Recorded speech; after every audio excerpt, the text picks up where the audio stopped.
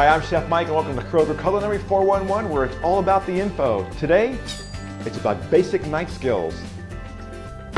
Let's start with cutting boards. My favorite is bamboo. To me, it's probably the safest board because unlike the glass cutting boards, your knife actually goes into the wood. On glass, it slides to the side, which is very dangerous when you're chopping and cutting. For safety issues, when you're cutting on your cutting board, you'll notice that if it's on the counter, it's going to have a tendency to move around.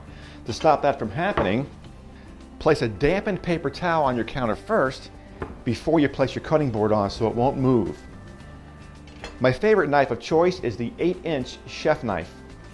To hold the knife, take your index finger and your thumb and pinch both sides of the top of the blade.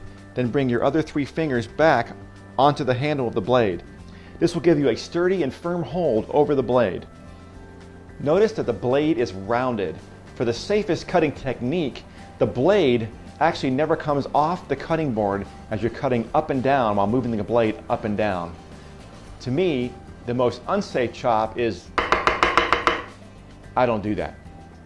The other half of the safe cutting technique is going to be your hand that holds the food you're cutting. You don't want to keep your hand in this position or this way. You want to make sure you do what we call the claw grip, where your fingers are at the very top holding the item you're cutting. Let's start with an onion. We're going to cut it from the root end to the stem end. We'll bring our fingers up to the claw grip, put the knife on top, and drive the knife down till it hits the cutting board, and then finish your cut. Next, we're going to lay the onion down on the flat side where it's going to be easier to handle. Fingers again in a claw grip, remove the end where the stem was, keeping the root end intact. Next, remove the outer layer of the onion. Now, if you want to make some real thin slices for, say, a salad, we'll start again with our claw grip. You don't want to hold it like this because see where my thumb is, that's dangerous.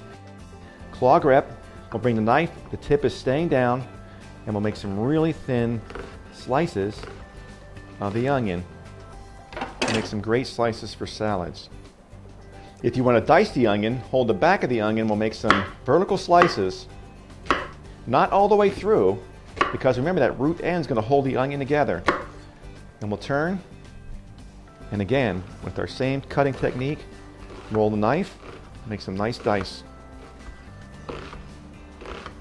Notice I maintain my claw grip as I move back down the onion as I'm slicing. Now what about a green onion or a scallion? We'll start by removing the hairy end, then remove the one outer layer piece, and we'll make some really thin slices.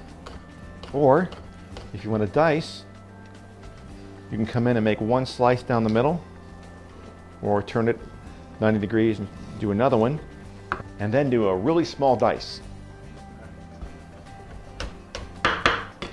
Green onions have a stronger flavor than your yellow onion or your Vidalia, but not as strong as the shallot, which is kind of a cross between an onion and a garlic. But if you're going to use green onions, say in an omelet, you might want to saute them first to kind of really sweeten them up before you pop your eggs in there. The shallot's going to be done exactly the same way we did our regular onion. Cut it end to end, you'll have a flat side, take out the outer peel, watch your fingers, do the same kind of dice. Now don't let the steakhouses have all the fun. Slice your shallots really thin, saute them in some olive oil on a really low heat where they're just simmering. It might take about 10 minutes, but you're going to make some fantastic onions to go on your steak. I'll call them tobacco onions. How about garlic? This is a head, and these are the cloves. Never refrigerate your garlic. Place them in a ramekin and leave them on your countertop at room temperature next to your cooking station. Start by removing the tip where it's connected to the head. Next, we'll place our knife flat and give it a pop. And we should easily peel off the outer shell. Notice it's shaped like a shallot, so we're going to dice it the same way. We'll start with our claw grip and come in not all the way through so it stays together. We'll make some slices, and we'll turn, claw grip, and we'll give it some slices to make a nice dice. And to make a finer dice, we're going to use a hands-free roll cut.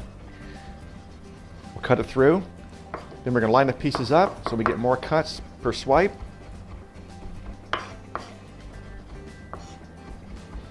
These little ramekins are handy to have on your counter, so when you're getting ready to cook, have everything chopped ahead of time.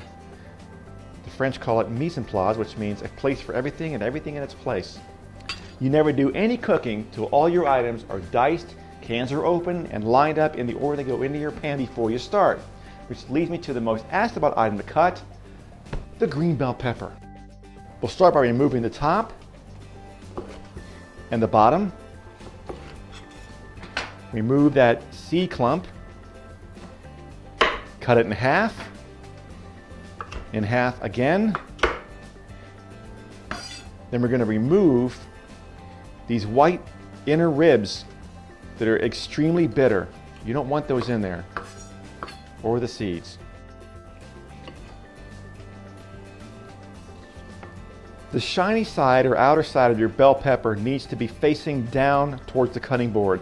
If you cut it with it facing up, your knife will just bounce all over the place. It's very tough.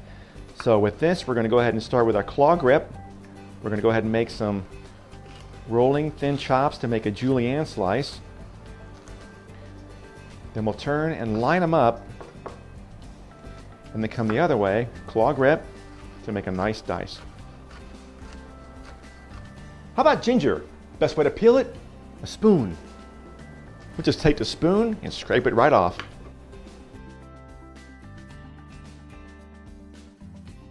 Remember that the center portion of the ginger root is very fibrous and tough. So we're actually going to come in with our knife and cut around to use the outer portion of our ginger, leaving that center fibrous behind. We'll make some nice thin julienne slices. And we'll turn and make a nice fine dice. Now the recipe calls for grating the ginger. You can use a microplane or a regular hand grater, keeping the ginger whole after you peel it, and just lightly grate around, keeping the middle fiber section intact. Don't use that part. Lemon wedges for seafood. Be nice to your guests. Remove both ends first. We'll lay it flat, and then we'll slice our wedges. And this way, you get a nice little handle so it doesn't slip out of their fingers. Let's finish with a tomato. Start by removing the top, or where the stem end is. Next, we're going to cut around the seeds, which are bitter, and the juice, which is tasteless. Cut around the tomato, coming around and curving the knife as you come around. And we'll discard the center. Again, we'll maintain our claw grip. We'll make a nice julienne slice. Turn, and then make a nice dice. Use these safe cutting techniques, and remember, practice makes perfect.